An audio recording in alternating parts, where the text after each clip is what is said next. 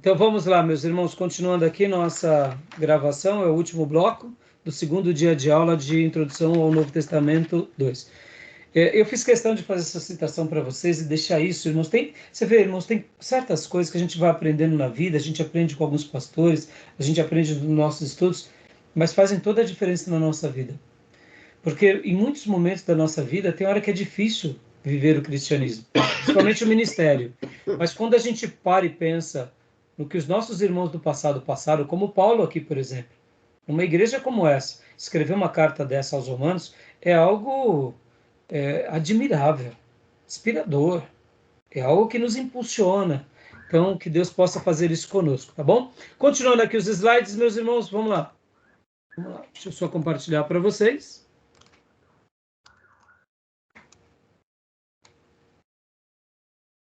Então, local e composição. Cidade de Corinto. Agora, olha, a antiga cidade de Corinto. Olha só que interessante, irmãos. A cidade de Corinto, ela era uma cidade muito importante, irmãos. Ela tinha, olha, o teatro, ela tinha várias coisas, templo de Apolo, templo de Otávia, várias coisas importantes que representam esse domínio romano e a cultura também grega. É muito interessante isso, viu? Ó, a data da carta. Leia para nós, Maísa, por gentileza. Data 56 e 57, ou até 58 depois de Cristo. Na sua estada de 3 meses em Corinto, na sua terceira viagem missionária, onde Paulo estava levantando a coleta para os crentes pobres de Jerusalém. Opa, dá uma pausa aqui, minha irmã. Olha só, na sua terceira viagem missionária. Então, quando ele para esses 3 meses, possivelmente nessas datas, é que ele escreve. Continua, por favor. Ficou hospedado na casa de Gaio. 16, 22. Carta escrita pelas mãos de Tércio, um amanuense, que aproveitou a oportunidade para mandar ele próprio suas saudações aos crentes romanos. Ou seja, Paulo aqui tinha um amanuense, tinha alguém, um secretário que estava escrevendo, ou, se você preferir, um escriba. Mas não era um escriba porque ele não estava fazendo uma cópia, ele está registrando uma citação. Então é o amanuense, né? Aquele que escreve à mão. E olha aqui outra coisa, Paulo também fica hospedado na casa de Gaio. E nos percebam que a cristandade, os nossos irmãos do passado, Paulo era um grande apóstolo. Não havia hospedaria em Roma?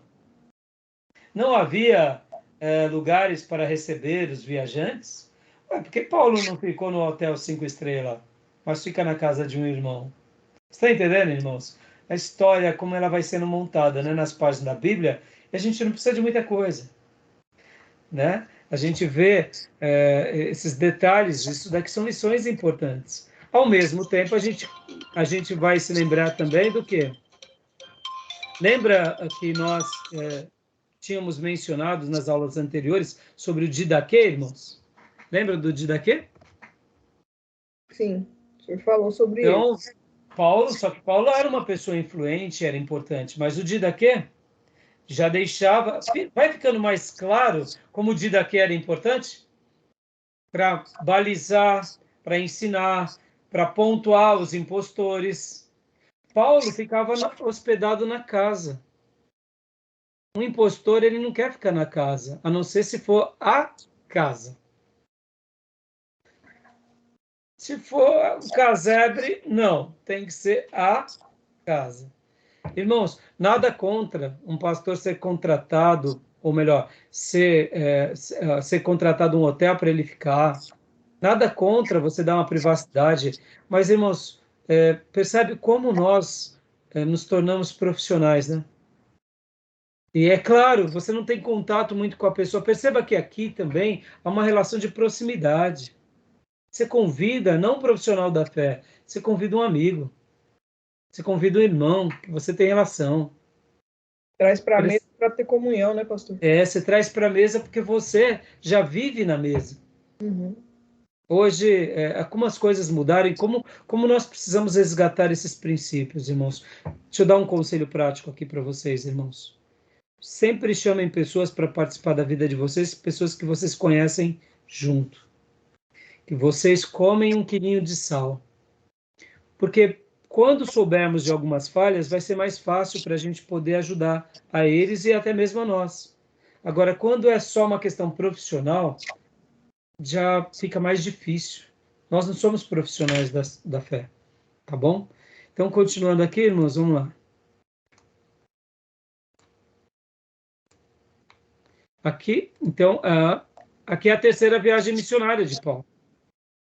Né? Percebam que foi na terceira, não foi na, na primeira nem na segunda que ele escreve.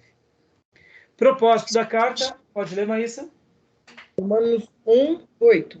Desejo de Paulo. Tinha consciência de que seu trabalho no Oriente havia chegado ao fim. Agora era a hora do Ocidente, onde Paulo intencionara pregar em Roma e depois na Espanha. Atos 15:24. Romanos 15:14-17. Escreveu para preparar o caminho para sua visita. Resolver conflito entre gentios cristãos e judeus cristãos judaizantes. Capítulo 14. Polêmica sobre ingestão de carnes sacrificadas a ídolos. Então, você vê que algumas coisas, eles tinham alguns problemas. Paulo quer ir também ser esclarecedor desses problemas. Questão da carne, questão dos judaizantes, dos cristãos gentios. Ou seja, ele queria apaziguar, assim como os apóstolos resolveram os conflitos em Jerusalém, ele queria ser útil. Doutrinas que estão colocadas nessa carta. A revelação natural, a universalidade do pecado, a justificação, a propiciação, a fé, o pecado original, a união com Cristo, a eleição e a rejeição de Israel, os dons espirituais, o respeito às autoridades. Então, vocês percebam que a carta de Paulo, quando a gente olha assim, ela trabalha em temas mais de salvação, de uma forma geral, mas também, ao mesmo tempo, de temas doutrinários, temas maravilhosos.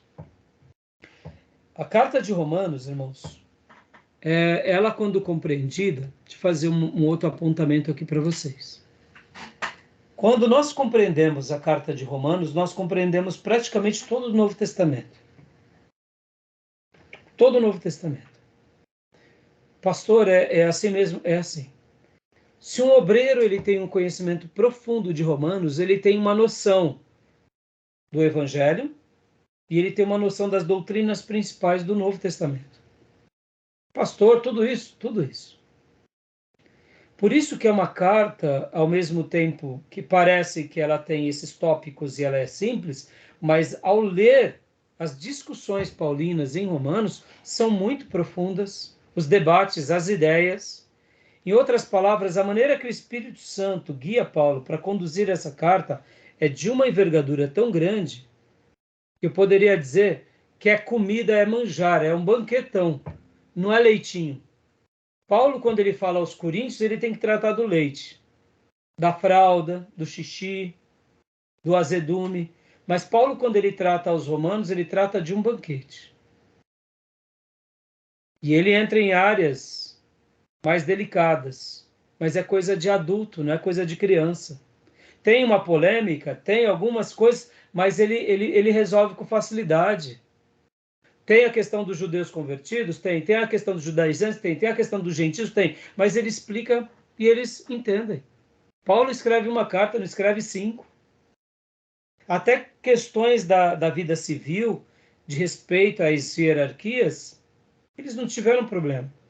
Então, a carta aos Romanos, ela é por isso que ela é chamada o quinto evangelho. Entre os estudiosos, é uma das cartas mais profundas de teologia.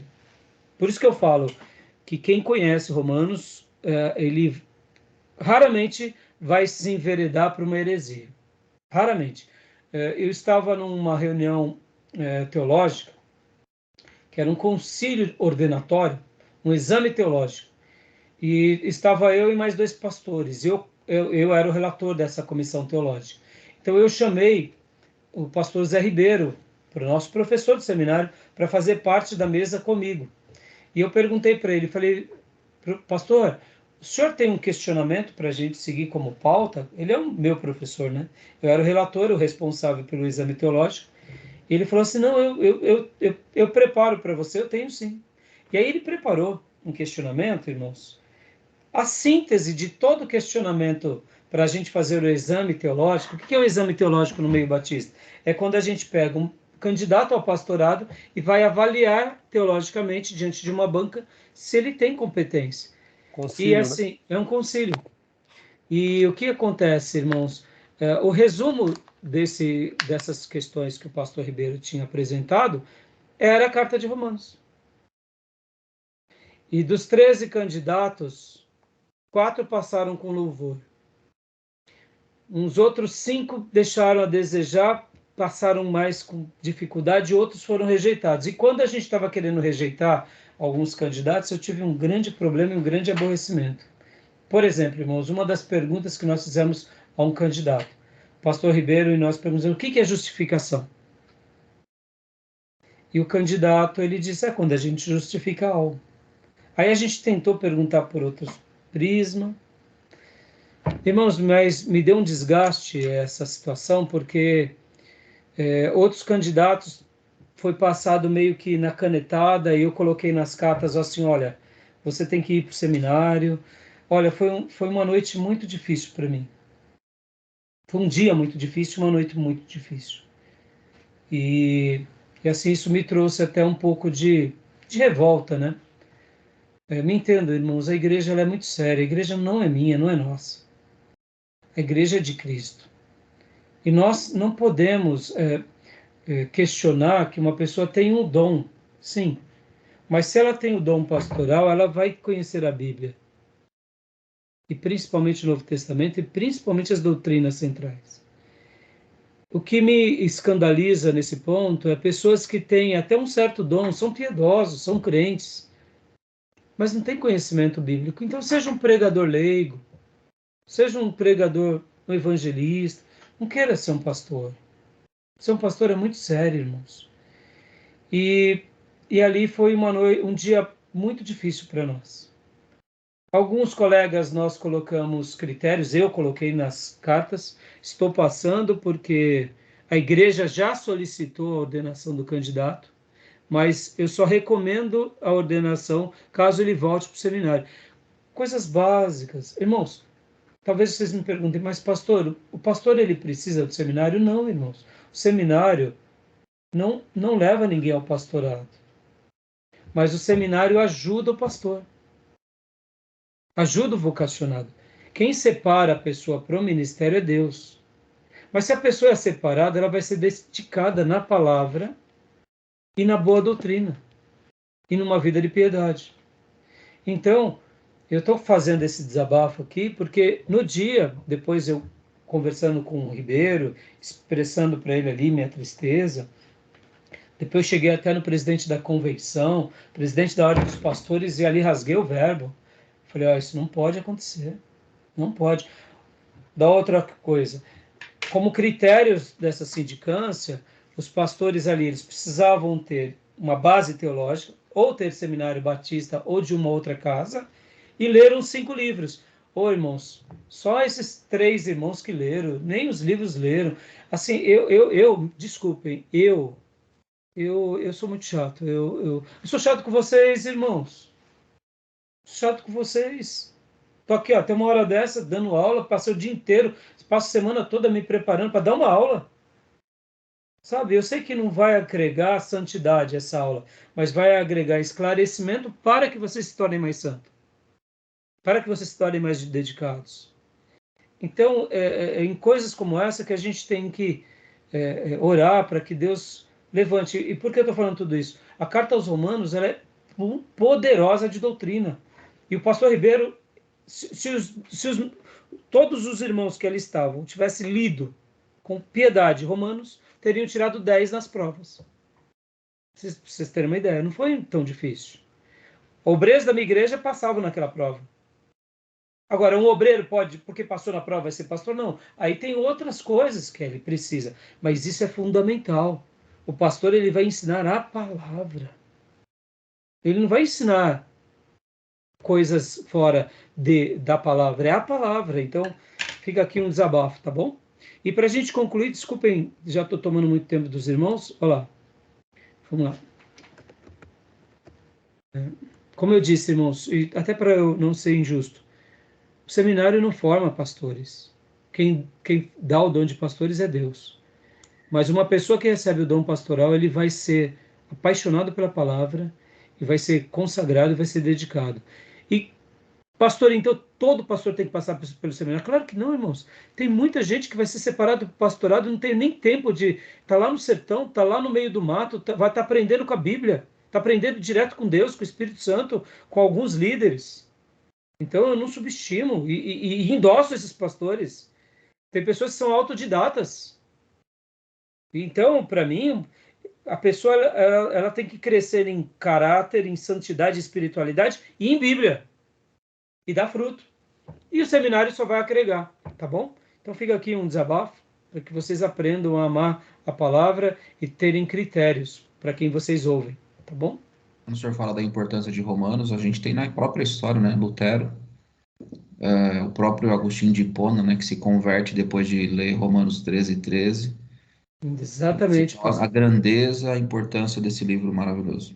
Exatamente. E aqui é um breve esboço sobre as doutrinas, partindo do pressuposto mais ou menos como aqui. Ó, justificação pela fé revela o Evangelho, a necessidade da universidade da justificação pela fé. Como somos justificados, a justificação pela fé não é doutrina nova, as bênçãos que surgem da justificação, a justificação pela fé e a questão do pecado, os esforços e gemidos do justificado, a liberdade e os privilégios do justificado, a justificação e o judeu incrédulo. Aqui é doutrina e aqui é a prática. Os deveres do justificado, do 12 ao 16, onde ele fala da liderança. E a mensagem, a justificação pela fé, seu método e resultado. E aqui são as obras que o nosso querido pastor Jair, professor Jair, fez. Tudo bem, meus irmãos? Alguma dúvida, alguma pergunta, algum acréscimo? Não, tranquilo. Tranquilo? Tranquilo. Tranquilo? Falem agora ou cale-se para Tranquilo. sempre. Vamos assistir Covardes agora. Covardes. Muito bom. Clássico, né? Joia, meus irmãos. Glória a Deus. Então tá bom, meus irmãos. Então, né, que Deus abençoe meus irmãos, minhas irmãs. Melhoras, viu, minha irmã Cleusa? Pastor Johnny. Irmãos, boa semana para vocês e querendo Deus, nos vemos quinta-feira. Tá bom? Amém. Tá bom, amém. Deus Shalom. abençoe, então. Shalom. Shalom. Amém. Shalom. Paz e a graça a todos os irmãos. Saúde para todos. Obrigada. Deus abençoe. Deus Deus abençoe, irmãos.